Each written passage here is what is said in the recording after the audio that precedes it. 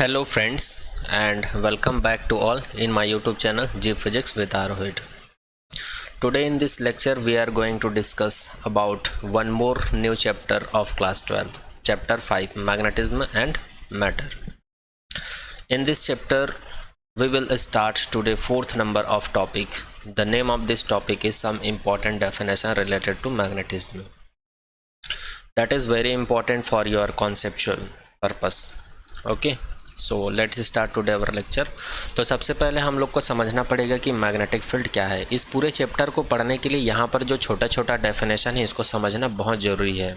हालांकि आप लोग के एग्ज़ाम में आ भी सकते हैं, नहीं भी आ सकता है, उतना इम्पॉर्टेंट नहीं है, बट इस चैप्टर के लिए जो आप लोग का कॉन्सेप्ट है उसको क्लियर करने के लिए ये समझना बहुत ज़रूरी है। अच्छा, और एक चीज़ और बता दूं, इस चैप्टर में जितना भी टॉपिक पढ़ेंगे हम लोग सभी को इलेक्ट्रोस्टैटिक से कंपेयर करके पढ़ेंगे, तो इस चीज़ को ध्यान रखिएगा, ठीक है। तो चलिए सबसे फर्स्ट टॉपिक की बात करते हैं। फोर्थ नंबर का टॉपिक है इस चैप्टर का, और इसके अंदर में फर्स्ट पॉइंट जो है वो है मैग्नेटिक फील्ड। तो मैग्नेटिक फील्ड क्या है, इसको वेक्टर बी से रिप्रेजेंट किया जाता है, जैसे कि मैग्नेटोस्टैटिक्स में इलेक्ट्रिक फील्ड को हम लोग वेक्टर ई से रिप्रेजेंट करते थे। तो यहाँ पर इसका डेफिनेशन कैसे लिखेंगे? The space around a magnet with in which its influence can be experienced is called its magnetic field. तो मैग्नेटिक फील्ड क्या होता है? कोई भी मैग्नेट होता है तो उस मैग्नेट के चारों ओर का एक ऐसा एरिया, एक ऐसा स्पेस, एक ऐसा क्षेत्र होता है जहाँ तक उस मैग्नेट का प्रभाव होता है, जहाँ तक उस मैग्नेट का इन्फ्लुएंस होता है, प्रभाव होता है, जहाँ पर उसके एरिया में कुछ मैग्नेटिक मटेरियल को रखने पर वो उसको अट्रैक्ट कर सकता है या रिपल कर सकता है, ठीक है। मतलब वहाँ पर जो मैग्नेटिक मटेरियल है उसको रखने पर वो कुछ ना कुछ फोर्स का एक्सपीरियंस करता है। तो उसी स्पेस या उसी एरिया को हम लोग क्या कहते हैं, उसी रीजन को हम लोग क्या कहते हैं? मैग्नेटिक फील्ड कहते हैं। जैसे इलेक्ट्रिक फील्ड में हम लोग देखे थे, जहाँ तक इलेक्ट्रिक फील्ड का प्रभाव होता है, जहाँ पर यूनिट चार्ज को रखने पर वो कुछ फोर्स फील करता है, उसी को हम लोग इलेक्ट्रिक फील्ड बोलते थे। उसी प्रकार मैग्नेटिक फील्ड का भी डेफिनेशन यहाँ है। अगर मैग्नेटिक फील्ड को मैथमेटिकली हम लोग समझे तो ये हो जाएगा vector b is equals to vector f upon m, vector f upon m हो जाएगा, जहाँ पर बी है मैग्नेटिक फील्ड और एफ है एक्सपीरियंस फोर्स, और एम का मतलब होता है यहाँ पर, इसको पोल स्ट्रेंथ बोला जाता है। याद रखिएगा, एम को क्या बोला जाता है? पोल स्ट्रेंथ बोला जाता है। किसी किसी बुक में इसी को क्यू एम से रिप्रेजेंट करते हैं, तो कंफ्यूज मत होना। एक बार और रिपीट कर रहा हूँ, एम यहाँ पर क्या चीज़ है? इसको मैग्नेटिक पोल स्ट्रेंथ बोला जाता है। जैसे कि मैग्नेट में नॉर्थ पोल होता है, साउथ पोल होता है, तो उसकी कुछ ना कुछ स्ट्रेंथ होगी, उसकी अपनी कुछ ना कुछ ताकत होगी फील्ड प्रोड्यूस करने की, फील्ड को रिड्यूस करने की, तो उसी को बोला जाता है। इसको यूनिट पोल स्ट्रेंथ बोल सकते हैं अगर 1/m है तो।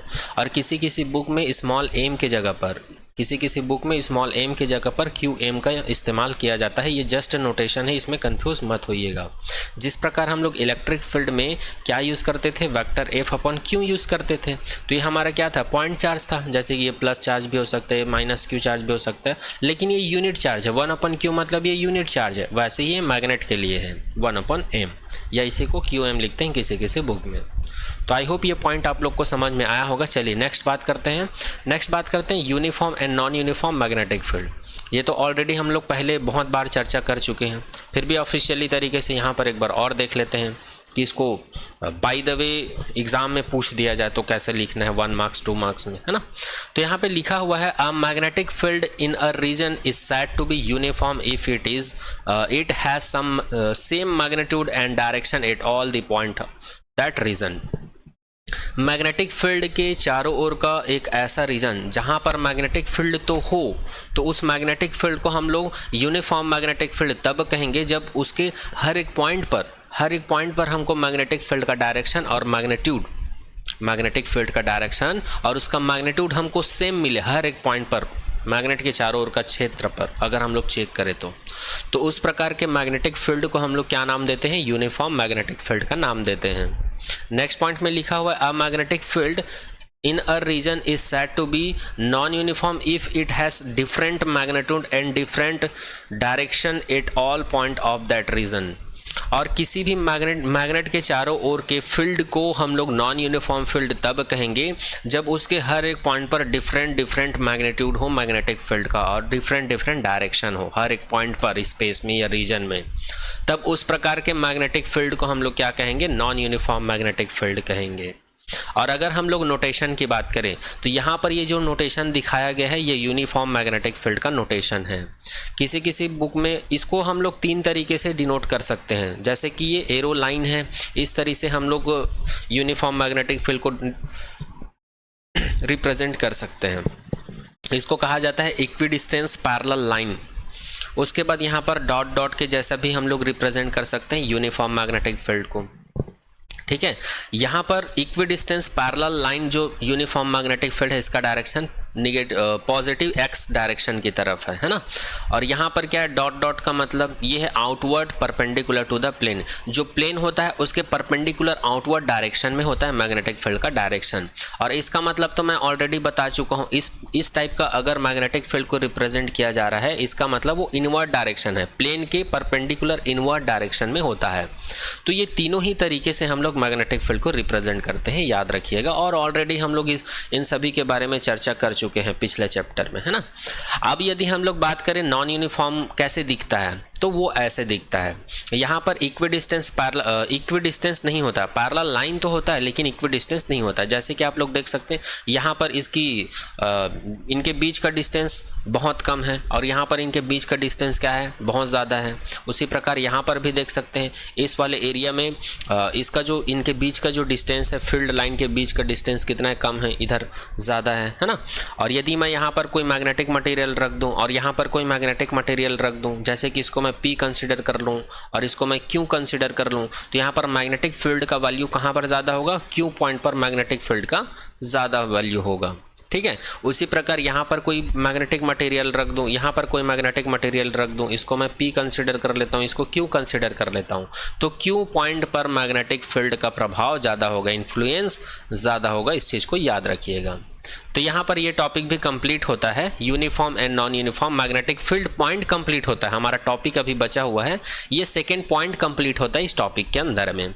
चलिए आगे बात करते हैं मैग्नेटिक पोल्स की। This are the region of apparently concentrated magnetic strength in a magnet where the magnet attraction is maximum। Magnetic pole किसी भी मैग्नेट का एक ऐसा क्षेत्र है या ऐसा पार्ट है या ऐसा रीजन है जहां पर अट्रैक्शन की प्रॉपर्टी सबसे ज़्यादा होती है, या इसी को हम लोग बोल सकते हैं it is region at each ends of a magnet where the external magnetic field is strongest. किसी भी मैग्नेट का एक ऐसा रीजन, ये एक ऐसा पार्ट जहाँ पर मैग्नेटिज्म की प्रॉपर्टी या एक्सटर्नल मैग्नेटिक फील्ड वहाँ पर क्या होते हैं, स्ट्रांग होते हैं। और उसी मैग्नेटिक पोल को हम लोग किससे रिप्रेजेंट करते हैं, नॉर्थ पोल और साउथ पोल से रिप्रेजेंट करते हैं। जैसे कि मैं आप लोग को बार मैग्नेट की प्रॉपर्टी में ही बताया था, जैसे कि ये एक बार मैग्नेट है, बार मैग्नेट में क्या होता है, नॉर्थ पोल होता है और साउथ पोल होता है। तो इसी को नॉर्थ और साउथ को ही कहा जाता है मैग्नेटिक पोल्स। क्यों? क्योंकि यहाँ पर जो अट्रैक्शन की प्रॉपर्टी होती है वो सबसे ज़्यादा होती है सेंटर के कंपैरिजन में, जो कि ऑलरेडी हम लोग डिस्कस कर चुके हैं, इसीलिए इसका डेफिनेशन ऐसा लिखा गया है, ठीक है। चलिए नेक्स्ट बात करते हैं, मैग्नेटिक एक्सिस की बात करते हैं। तो मैग्नेटिक एक्सिस क्या होता है, the line passing through the poles of the magnet is called magnetic axis of the magnet. तो मैग्नेटिक एक्सिस क्या होता है, जैसे कि ये एक मैग्नेट है ना, ये एक बार मैग्नेट है और ये इसका पोल है। तो यहाँ से अगर मैं एक्स एक्सिस के पैरेलल एक लाइन ड्रॉ कर दूँ तो ये जो लाइन है कहाँ से होकर जा रहा है, पोल से होकर जा रहा है ना। तो इस प्रकार की इस लाइन को मैं क्या बोल दूंगा, मैग्नेटिक एक्सिस बोल दूंगा। नेक्स्ट बात करते हैं, मैग्नेटिक एक्सिस समझ में आ गया होगा आई होप आप सभी को। अब बात करते हैं मैग्नेटिक इक्वेटर के बारे में। तो मैग्नेटिक इक्वेटर क्या होता है, the line passing through the centre of the magnet and at right angle to the magnetic axis is called the magnetic equator of the magnet. Magnetic equator वो line होता है जो किसी मैग्नेटिक एक्सिस के perpendicular consider किया जाता है। जैसे कि यहाँ पर ये मैग्नेट है हमारे पास, ये एन पोल नॉर्थ पोल है, ये साउथ पोल है, और यहाँ पर ये जो लाइन देख पा रहे हैं, यहाँ पर ये जो लाइन देख पा रहे हैं एक्स एक्सिस के पैरेलल, ये मैग्नेटिक एक्सिस है और इसके परपेंडिकुलर मैग्नेट के सेंटर पर एक लाइन ड्रॉ करते हैं, इसको बोला जाता है मैग्नेटिक इक्वेटर। इसको क्या बोला जाता है? Magnetic equator. और इसको क्या कहा जाता है? मैग्नेटिक एक्सिस कहा जाता है। चलिए नेक्स्ट बात करते हैं, मैग्नेटिक लेंथ की बात करते हैं। मैग्नेटिक लेंथ बोलते हैं इसको, या इफेक्टिव लेंथ भी बोला जाता है इसी को। तो क्या होता है देख लेते हैं। The distance between the two poles of a magnet is called magnetic length of the magnet. जो बार मैग्नेट होता है, इसका जो नॉर्थ पोल और साउथ पोल होता है, तो इन दोनों पोल के बीच का जो डिस्टेंस होता है ना, उसी को क्या कहा जाता है? मैग्नेटिक लेंथ कहा जाता है। It is slightly less than the geometrical length of the magnet. और इसका जो लेंथ है थोड़ा सा छोटा होता है, किसके कंपैरिजन में? जियोमेट्रिकल लेंथ के कंपैरिजन में। अच्छा, जियोमेट्रिकल लेंथ क्या होता है? जियोमेट्रिकल लेंथ क्या होता है जी? It is the distance between the ends of the magnet are called geometrical length of the magnets. Geometrical length जो बार मैग्नेट होता है उसका एंड जहां पर होता है, जैसे कि इसका एंड यहां पर है और इसका इधर का एंड यहां पर है, तो दोनों के बीच के डिस्टेंस को क्या कहा जाता है? जियोमेट्रिकल लेंथ कहा जाता है। जबकि जो मैग्नेटिक लेंथ होता है वो नॉर्थ पोल और साउथ पोल जहां पर होता है वहां तक के डिस्टेंस को हम लोग मेजर करते हैं, उसको मैग्नेटिक लेंथ कहा जाता है। ठीक है, तो मैग्नेटिक लेंथ और जियोमेट्रिकल लेंथ का कंपैरिजन करें तो मैग्नेटिक लेंथ थोड़ा सा छोटा होता है जियोमेट्रिकल लेंथ के कंपैरिजन में, उसी चीज को यहाँ पर बताया गया है। चलिए आगे बात करते हैं नेक्स्ट। अब यहाँ पर बार मैग्नेट से या मैग्नेट से रिलेटेड कुछ इंपॉर्टेंट डेफिनेशन थे, वो डेफिनेशन यहाँ पर कंप्लीट होता है। अब इस चैप्टर के नेक्स्ट टॉपिक के ऊपर बात करते हैं, और इस चैप्टर का नेक्स्ट टॉपिक है 5 नंबर का टॉपिक है, जिसका नाम है Coulomb's law of magnetic force. और ऑलरेडी हम लोग इलेक्ट्रोस्टैटिक्स में कूलॉम्स लॉ पढ़ चुके हैं, जिसमें हम लोग निकालते थे फोर्स। किसके लिए फोर्स निकालते थे? टू चार्जेस को जब हम लोग कुछ डिस्टेंस r डिस्टेंस पर रख देते थे तो वहाँ पर उनके बीच एक फोर्स काम करता था, और उस फोर्स को हम लोग कैसे लिखते थे? 1/4πε0 Q1 Q2 अपॉन r², ऐसा कुछ लिखते थे। अब यही चीज़ यहाँ पर मैग्नेट के लिए लिखेंगे। यहाँ पर मैग्नेट के लिए कैसे लिखेंगे? यहाँ पर जो डाइलेक्ट्रिक कांस्टेंट यूज़ करते थे ये रिप्लेस हो जाएगा मैग्नेटिक कांस्टेंट से। वो कांस्टेंट क्या होगा? μ0/4π होगा, इससे रिप्लेस हो जाएगा। और ये जो Q1 और ये Q2 है, ये दोनों किससे रिप्लेस हो जाएगा? मैग्नेटिक पोल स्ट्रेंथ से रिप्लेस हो जाएगा। Q1 की जगह हम लोग ले लेंगे M1 और Q2 की जगह पर ले लेंगे M2। किसी किसी बुक में M की जगह पर QM लिया रहता है, मैं बार बार बता रहा हूँ, आप लोग दूसरा बुक पढ़ के कंफ्यूज मत होइएगा मेरा लेक्चर देखने के बाद। ठीक है, अब चलिए बात करते हैं मैग्नेटिक फोर्स के लिए कूलॉम्स लॉ क्या होता है। तो सबसे पहले कूलॉम्स नाम के साइंटिस्ट ने एक्सपेरिमेंट किया था। उस एक्सपेरिमेंट के थ्रू इन्होंने क्या ऑब्जर्व किया था? सबसे पहले 2 मैग्नेट लिए थे, 2 बार मैग्नेट लिया था। तो इन्होंने देखा जब सेम पोल को आपस में कुछ ही डिस्टेंस मतलब r डिस्टेंस पर रख रहे थे, तो उन्होंने देखा दोनों मैग्नेट के बीच रिपल्सन फोर्स वर्क कर रहा था। चाहे वो साउथ पोल हो, चाहे north pole to north pole हो, दोनों के बीच रिपल्सन का फोर्स प्रोड्यूस हो रहा था या नेचर शो कर रहा था। और जब उन्होंने पोल्स को अपोजिट रखा, अनलाइक रखा, जैसे कि साउथ नॉर्थ या फिर नॉर्थ साउथ, तो यहाँ पर उनको अट्रैक्शन नेचर का फोर्स दिखने लगा। जैसे कि इलेक्ट्रोस्टैटिक्स में पॉजिटिव नेगेटिव रखने पर उनको रिपल्सन मिल रहा था, और पॉजिटिव नेगेटिव या फिर नेगेटिव पॉजिटिव रखने पर उनको अट्रैक्शन नेचर दिखाई दे रहा था। उसी प्रकार यहाँ मैग्नेट के केस में भी हम लोग को देखने को मिल रहा है। अब इस एक्सपेरिमेंट के आधार पर उन्होंने एक स्टेटमेंट दे दिया, और इन्होंने स्टेटमेंट में दिया कि जो मैग्नेट का पोल स्ट्रेंथ है, जैसे कि मैं कंसिडर कर लेता हूँ ये जो नॉर्थ पोल है इसका मैग्नेटिक पोल स्ट्रेंथ M1 है, और ये जो साउथ पोल है इसका मैग्नेटिक पोल स्ट्रेंथ को M2 कंसिडर कर लेते हैं। तो यहाँ पर मैग्नेटिक पोल स्ट्रेंथ का मल्टीपल जितना ज़्यादा होगा उतना ही फोर्स यहाँ पर वर्क करेगा। यहाँ पर जो फोर्स लग रहा है ना, ये फोर्स का वैल्यू उतना ही ज़्यादा होगा जितना ज़्यादा मैग्नेटिक पोल स्ट्रेंथ का वैल्यू ज़्यादा होगा। ठीक है, और यहाँ पर ये जो मैग्नेटिक पोल रखा हुआ है M1 और M2, इन दोनों के बीच के डिस्टेंस को उन्होंने R कंसिडर किया। जैसे वहाँ पर Q1 Q2 के बीच के डिस्टेंस को R कंसिडर करते थे वैसे ही। तो यहाँ पर इन्होंने बोल दिया कि इन दोनों के बीच फोर्स का वैल्यू, R का वैल्यू जितना ज़्यादा होगा उतना ही कम होगा, और R का वैल्यू जितना ज़्यादा होगा उतना ही कम होगा, और जितना कम R का वैल्यू होगा उतना ही ज़्यादा इन दोनों के बीच फोर्स लगेगा। तो ये 2 ऑब्जर्वेशन उन्होंने एक्सपेरिमेंटली ऑब्जर्व किए थे, जैसे कि इलेक्ट्रोस्टैटिक्स में किए थे। तो तो यहाँ पर इसको इक्वेशन नंबर 1 दे देते हैं और इसको इक्वेशन नंबर 2 दे देते हैं, जहाँ पर m1 और m2 को बोला जाता है पोल स्ट्रेंथ और r को बोला जाता है डिस्टेंस बिटवीन पोल स्ट्रेंथ। अब इक्वेशन नंबर 1 और 2 को हम लोग कंबाइन करके लिख देते हैं, तो हम लोग को मिल जाता है F proportional to m1 m2 upon r square, और यहाँ पर प्रोपोर्शनलिटी कांस्टेंट लेते हैं तो ये हो जाता है F इज इक्वल्स टू के m1 m2 अपन r स्क्वायर। इसको दे देते हैं इक्वेशन नंबर 3, जहाँ पर k इज इक्वल्स टू क्या है म्यू 0 अपन 4 पाई है। इसको बोला जाता है प्रोपोर्शनलिटी कांस्टेंट या मैग्नेटिक प्रोपोर्शनलिटी कांस्टेंट भी कह सकते हो इसको, ठीक है। अब यहाँ पर हम लोग को फाइनली मिल गया Coulomb's force for magnet. F is equals to mu 0 upon 4 pi m1 into m2 upon r square, इसी को कहा जाता है कुलाम फोर्स फॉर मैग्नेट। अब यहाँ पर यदि मैं मैग्नेटिक पोल स्ट्रेंथ को यूनिट ले लूँ, for example m1 is equals to m2 is equals to 1 unit ले लूँ और r को मैं 1 मीटर ले लूँ, तब यहाँ पर फोर्स का वैल्यू क्या होगा F is equals to mu 0 upon 4 pi होगा। और म्यू 0 अपन 4 पाई का वैल्यू हम लोग को पता है 10 के पावर -7 होता है। तो यहाँ पर फोर्स कितना लग रहा है 10 के पावर -7 न्यूटन लग रहा है। अब ये रिजल्ट बोलने का मतलब क्या है, इसका मतलब ये है कि unit magnetic pole of same magnitude is repel to each other with 10 के पावर -7 न्यूटन। यदि कोई भी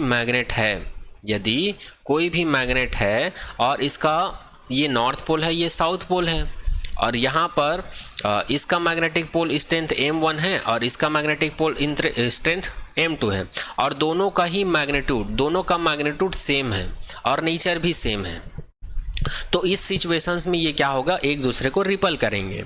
कब? जब ये यूनिट होंगे और इसका मैग्नीट्यूड नेचर सेम होगा। मैग्नीट्यूड बोलने का मतलब नेचर भी सेम हो गया ना, क्योंकि निगेटिव को भी पॉजिटिव कंसीडर करते हैं और पॉजिटिव तो पॉजिटिव रहेगा ही। तो उस सिचुएशन में इन दोनों के बीच कौन सा फोर्स लगेगा जी, रिपल्सन का फोर्स लगेगा। तो वो रिपल्सन का मैग्नीट्यूड कितना होगा, तो वो होगा 10 के पावर -7 न्यूटन होगा। आई होप ये सारा पॉइंट भी आप लोग को समझ में आया होगा। अब यहाँ पर कुलाम फोर्स भी कंप्लीट होता है मैग्नेटिज्म के लिए या मैग्नेट के लिए, ठीक है। अब चलिए इस चैप्टर के 6th नंबर के टॉपिक की बात करते हैं, जिसका नाम है magnetic dipole and magnetic dipole moment. ये वही टॉपिक है जैसे कि हम लोग वहाँ पर इलेक्ट्रोस्टैटिक्स में पढ़ते थे, electric dipole and electric dipole moment, same वही चीज़ है ये। तो सबसे पहले हम लोग समझ लेते हैं कि मैग्नेटिक डाइपोल क्या होता है।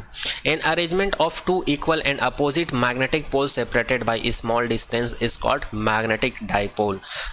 जैसे कि ये मेरे पास एक मैग्नेट है, और ये नॉर्थ पोल है, ये साउथ पोल है। तो मैं क्या करता हूँ, इसका पोल स्ट्रेंथ मैं m1 कंसीडर कर लेता हूँ, इसका पोल स्ट्रेंथ मैं m2 कंसीडर कर लेता हूँ। तो जब हम लोग किसी भी मैग्नेट के two equal and opposite pole को हम लोग स्मॉल डिस्टेंस से सेपरेट कर देते हैं, इसको यहाँ पर r कंसिडर कर सकते हो, या इफेक्टिव लेंथ लेंगे तो ये 2a हो जाएगा या 2l हो जाएगा, है ना। तो इस प्रकार का जो सेपरेशन है या अरेंजमेंट है, इसी को क्या कहा जाता है, मैग्नेटिक डाइपोल कहा जाता है। तो ये सेम वही केस हो गया ना इलेक्ट्रोस्टैटिक्स वाला में। इलेक्ट्रोस्टैटिक्स में क्या होता था, दो अपोजिट चार्ज को हम लोग क्या कर देते थे, स्मॉल डिस्टेंस पर सेपरेट कर देते थे, इसी को मैं इलेक्ट्रिक डाइपोल कहते थे। सेम वही चीज़ है, यहाँ पर बस Q -Q + Q की जगह पर हम लोग को m1 m2 लेना है ना। चलिए नेक्स्ट बात करते हैं मैग्नेटिक डाइपोल मोमेंट। तो जिस प्रकार इलेक्ट्रोस्टैटिक्स में मैग्नेटिक डाइपोल को हम लोग लिखते थे vector P = Q × 2l, same वही यहाँ पर भी लिखेंगे।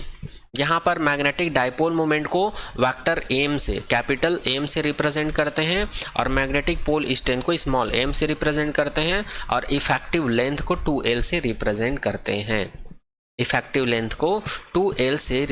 करते हैं, जो कि एक वेक्टर क्वांटिटी होता है, जैसे कि हम लोग इलेक्ट्रोस्टैटिक्स में लेते थे।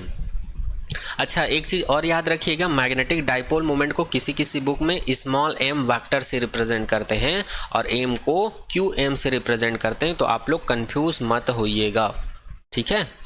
चलिए तो मैग्नेटिक डाइपोल मोमेंट का डेफिनेशन यहाँ पर लिखा हुआ है, the magnetic dipole moment of a magnetic dipole is defined as the product of its pole strength and the magnetic length. इसको बोला जाता है magnetic length. It is a vector quantity directed from south pole to north pole. वहाँ पर electrostatics में इसका direction क्या रहता था इलेक्ट्रिक डाइपोल मोमेंट का, तो ये रहता था नेगेटिव टू पॉजिटिव। वैसे ही यहाँ पर जो मैग्नेटिक डाइपोल मोमेंट है इसका डायरेक्शन क्या होगा, साउथ टू नॉर्थ, ठीक है, साउथ टू नॉर्थ, बार बार रिपीट कर रहा हूँ मैं। और ये एक प्रकार की वेक्टर क्वांटिटी जैसे कि फॉर्मूला देख पा रहे हैं। तो इलेक्ट्रिक डाइपोल मोमेंट का जो फॉर्मूला था ना, वैसे ही मैग्नेटिक डाइपोल मोमेंट का फॉर्मूला क्या होगा, vector m is equal to m cross 2l होगा, जहाँ पर 2l इफेक्टिव लेंथ बोल सकते हैं इसको। जैसे कि ये एक मैग्नेट है, ये इसका सेंटर पॉइंट है, तो सेंटर पॉइंट से साउथ पोल का डिस्टेंस l होगा और नॉर्थ पोल का डिस्टेंस l होगा। तो यहाँ पर इफेक्टिव लेंथ, टोटल लेंथ कितना आएगा 2l, और इसका डायरेक्शन वही डायरेक्शन होता है जो मैग्नेटिक डाइपोल का डायरेक्शन होता है। जैसे कि इलेक्ट्रोस्टैटिक्स में ये जो इफेक्टिव लेंथ थी इसकी डायरेक्शन वही डायरेक्शन थी जो इलेक्ट्रिक डाइपोल मोमेंट की डायरेक्शन होती थी, वैसे यहाँ पर भी होगा। इसका डायरेक्शन ऐसा कंसीडर किया जाता है कि इसका डायरेक्शन वही है जो इसका डायरेक्शन होगा, ठीक है। यहाँ पर कैपिटल M का मतलब क्या है मैं बता दिया हूँ ऑलरेडी, 2l का मतलब क्या है इसको भी मैं बता दिया हूँ ऑलरेडी, है ना। तो आई होप ये सारा पॉइंट आप सभी को समझ में आ गया होगा। चलिए आगे बात करते हैं unit of dipole moment. Magnetic dipole moment का अगर यूनिट पूछ दिया जाए तो इसका यूनिट कैसे निकालेंगे, तो जैसे कि हम लोग इलेक्ट्रोस्टैटिक्स में E is equal to F upon Q ये लिखते थे, वैसे ही मैग्नेटिक फील्ड को हम लोग क्या लिखते हैं, B is equal to F upon M। तो यहाँ पर M का यूनिट निकालेंगे तो क्या हो जाएगा, F अपॉन B हो जाएगा, और F को हम लोग क्या लिख सकते हैं, Q V B sine theta upon B लिख सकते हैं। तो यहाँ पर B और B कैंसिल आउट हो जाएगा, और साइन थीटा यहाँ पर क्या है जी, डायमेंशन लेस है, इसलिए Q और V का हम लोग को यूनिट लिखना है। तो Q का क्या होता है, कूलाम होता है, और ये वेलोसिटी है तो ये हो जाएगा मीटर पर सेकेंड। तो इस प्रकार से मैग्नेटिक पोल स्ट्रेंथ का यूनिट क्या आ गया, कूलाम पर सेकेंड, और ये मीटर हो जाएगा। यहाँ पर एक्चुअल में कूलाम के साथ में सेकंड को लिखें क्योंकि हमको करंट का यूनिट देगा ये, है ना। तो कूलाम पर सेकंड किसका यूनिट होता है जी, ये होता है करंट का, तो इसलिए एम्पियर लिखेंगे, और मीटर जो है मीटर ही रहेगा। तो यहाँ पर मैग्नेटिक पोल स्ट्रेंथ का ऐसा यूनिट क्या मिल गया, एम्पियर मीटर मिल गया। अब हम लोग निकालते हैं मैग्नेटिक डाइपोल मोमेंट का यूनिट। तो मैग्नेटिक डाइपोल मोमेंट यूनिट में इस वाले वैल्यू को रखेंगे तो ये हो जाएगा एम्पियर मीटर, और ये 2l है, ये इफेक्टिव लेंथ है, इसका भी यूनिट क्या हो जाएगा, मीटर। तो ऐसा यूनिट ऑफ मैग्नेटिक डाइपोल क्या हो जाएगा जी, एम्पियर मीटर स्क्वायर हो जाएगा। मैग्नेटिक डाइपोल मोमेंट का ऐसा यूनिट क्या हो जाएगा, एम्पियर मीटर स्क्वायर हो जाएगा, ठीक है। आगे बात करते हैं other unit of magnetic dipole moment. Other unit of magnetic dipole moment, तो इसको जूल पर टेस्ला भी लिखा जाता है।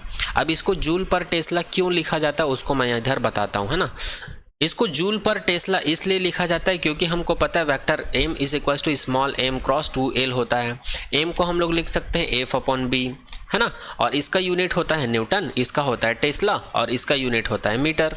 और 1 न्यूटन इज इक्वल टू कितना होता है जी, किलोग्राम मीटर पर सेकेंड स्क्वायर होता है 1 न्यूटन इज इक्वल टू।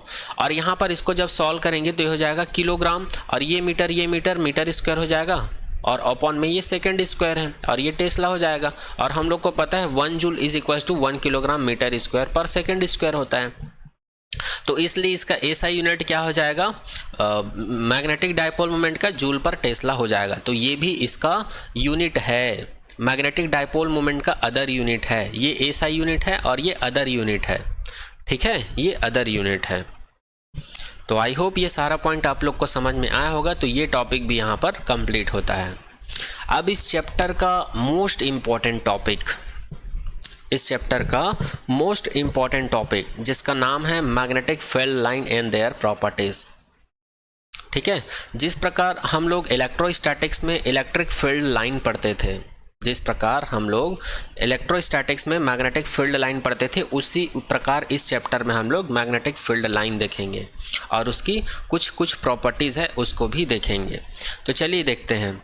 यहाँ पे फर्स्ट लाइन में लिखा हुआ है, it was introduce by the physicist Michael Faraday. ये जो मैग्नेटिक फील्ड का जो कॉन्सेप्ट है और इलेक्ट्रिक फील्ड लाइन का कॉन्सेप्ट भी, दोनों ही कॉन्सेप्ट किसने दिया था, माइकल फैराडे नाम का एक फिजिसिस्ट थे, मतलब भौतिक शास्त्री थे, इन्होंने दिया था।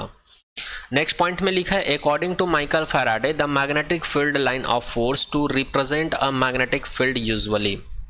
माइकल फैराडे के अकॉर्डिंग जो magnetic field line of force है वो मैग्नेटिक फील्ड को ही रिप्रेजेंट करते हैं, या मैग्नेटिक फील्ड को रिप्रेजेंट करने का एक तरीका होता है magnetic field line of force. किसके अकॉर्डिंग? माइकल फैराडे के अकॉर्डिंग। नेक्स्ट पॉइंट में लिखा हुआ है magnetic line of force do not really exist but they are quite useful in describing many different magnetic phenomenon. जैसे कि मैं इलेक्ट्रोस्टैटिक्स में आप लोग को बताया था कि इलेक्ट्रिक फील्ड लाइन जो है एक्चुअल में एग्जिस्ट नहीं करता है, बस वो स्टडी करने का एक तरीका होता है जिससे कि हम लोग के दिमाग में इमेजिनेशन बन सके। उसी प्रकार यहाँ भी ऐसा बोला जा रहा है कि मैग्नेटिक फील्ड लाइन एक्चुअल में एग्जिस्ट करता ही नहीं है, बस ये एक पर्पस है, एक स्टडी करने के लिए एक तरीका है ताकि हम लोग मैग्नेट से रिलेटेड डिफरेंट फिनोमिनन की स्टडी कर पाएँ या उसको हम लोग डिस्क्राइब कर पाएँ। ठीक है, अब चलिए मैग्नेटिक फील्ड लाइन का डेफिनेशन पूछ दिया जाए 2 मार्क्स में, तब आप क्या लिखेंगे? तो आपका डेफिनेशन कुछ ऐसा होना चाहिए, a magnetic line of force may be defined as the imaginary curved the tangent to which at any point gives the direction of magnetic field at that point। ये वही डेफिनेशन है जो इलेक्ट्रोस्टैटिक्स में मैं बताया था इलेक्ट्रिक फील्ड लाइन के लिए, बट वहां पर जो इलेक्ट्रिक फील्ड था उसको आप यहां पर मैग्नेटिक फील्ड कर देना, बाकी डेफिनेशन वही है। तो ये डेफिनेशन हमको बोलना क्या चाहता है पता है? चलिए एक बार बता देता हूं।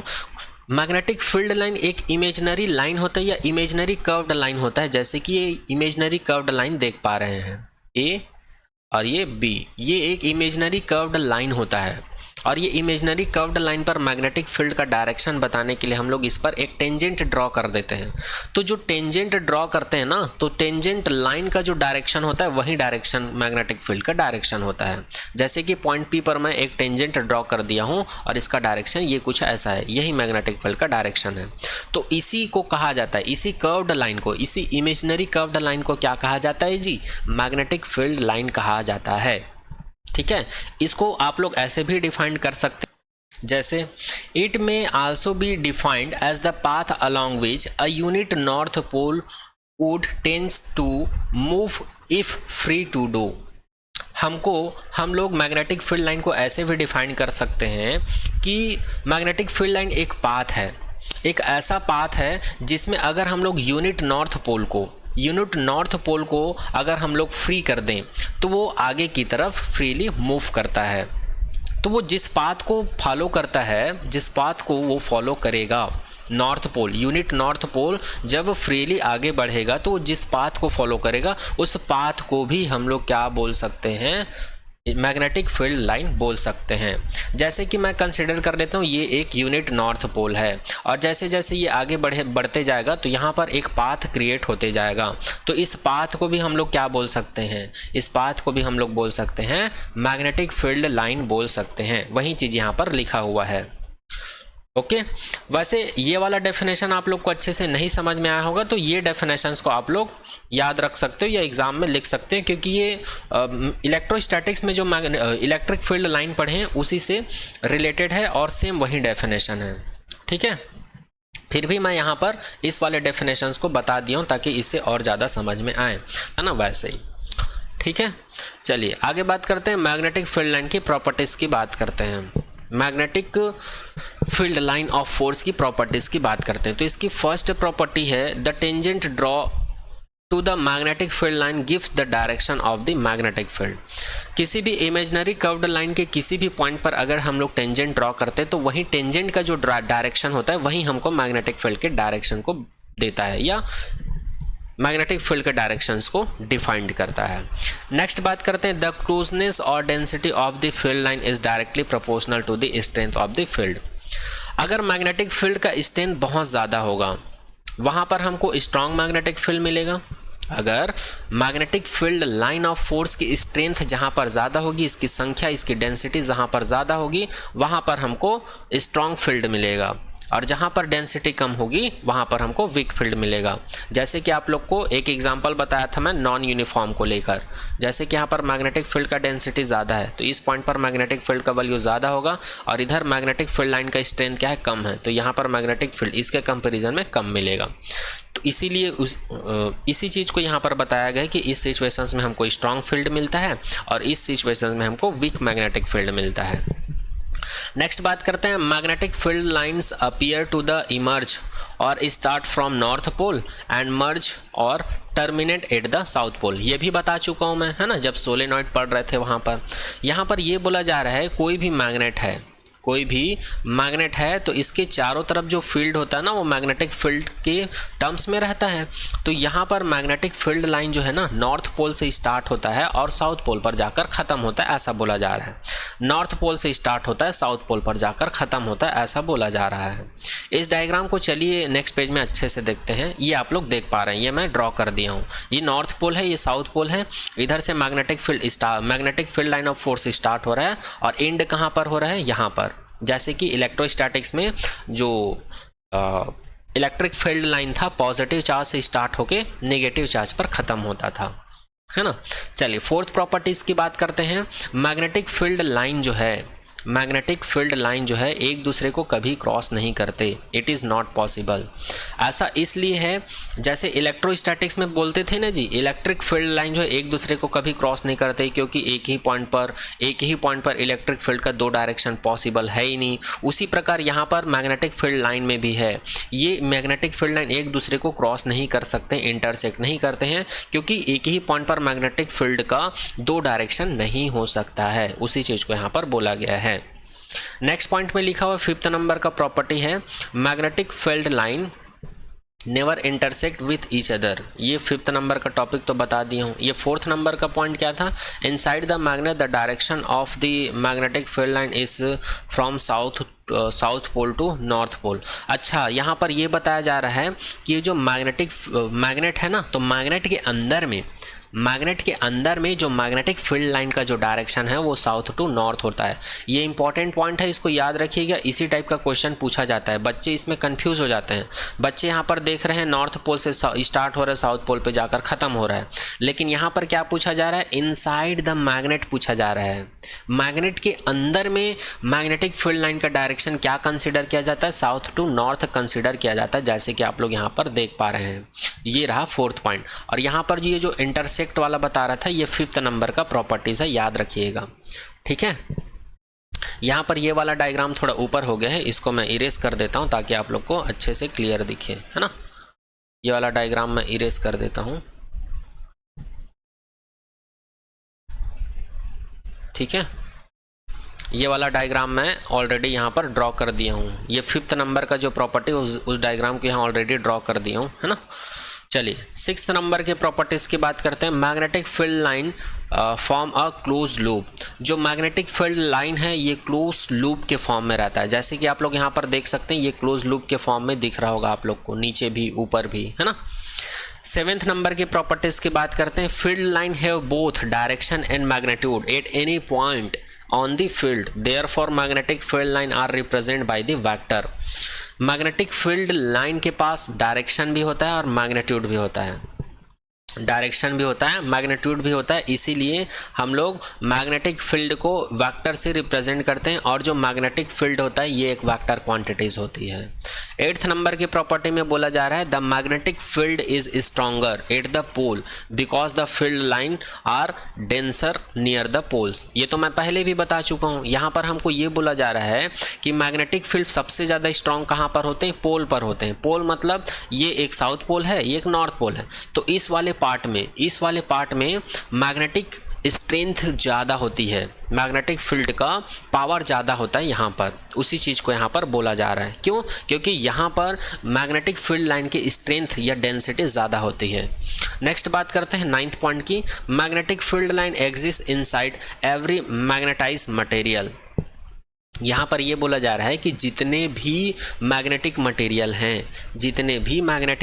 है उसको जैसे ही हम लोग मैग्नेटिक फील्ड में रखते हैं तो उसके अंदर मैग्नेटिक फील्ड लाइन एग्जिस्ट हो जाता है या प्रोड्यूस हो जाता है। उसी चीज़ को यहाँ पर बोला जा रहा है कि magnetic field line exist inside every magnetised material. Magnetised material का मतलब वही है, किसी भी मैग्नेटिक मटेरियल को मैग्नेटिक फील्ड में रखते हैं तो वो मैग्नेटाइज्ड हो जाता है, तो उसको हम लोग मैग्नेटिक मटेरियल ना बोलकर मैग्नेटाइज्ड मटेरियल बोल देते हैं, क्योंकि अब हम लोग उसको किस में रख दिए हैं, मैग्नेटिक फील्ड में रख दिए हैं।